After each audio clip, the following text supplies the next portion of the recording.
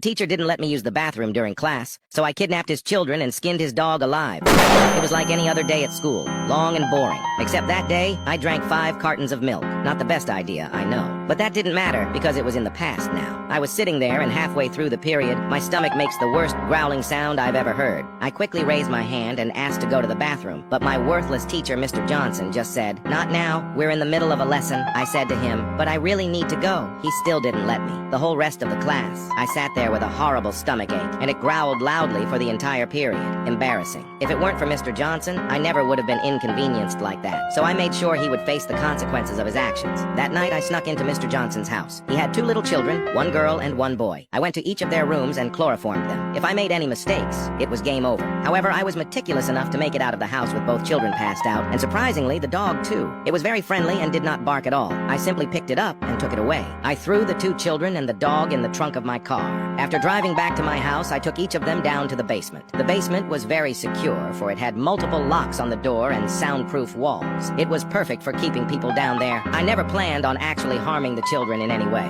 I just wanted to make Mr. Johnson suffer. However, the dog was a different story. Mr. Johnson loved his dog, even more than his own children. It was old, and he'd had it for a while. I had the perfect idea. I was able to tranquilize the dog and place him on a medical table surrounded by various medical instruments. For hours, I worked to carefully peel away the dog's skin. I managed to cut it off all in one piece. The next day before school, I stuffed it in a box and mailed it to Mr. Johnson's address. I'm sure he wasn't very happy waking up that morning to see both his kids and dog missing. At school, I could tell he was visibly worried. His hands shook while grading papers. I walked up to his desk, leaned in close, and whispered in his ear, "Little Timmy, come back." That was his son's nickname. I thought it was hilarious. Mr. Johnson just closed his eyes and looked down. Then he sprang up at me. Luckily, I was fast enough to dodge him. I backed away and he started to run straight at me. Reacting quickly, I did the only sensible thing I could think to do. I pulled out my fully automatic M16 rifle, letting off an entire magazine into his face. He was unrecognizable, and being the most hated teacher in the school, students cheered. I was sent to court, but it was ruled self-defense. I guess he should have just let me use the bathroom lol.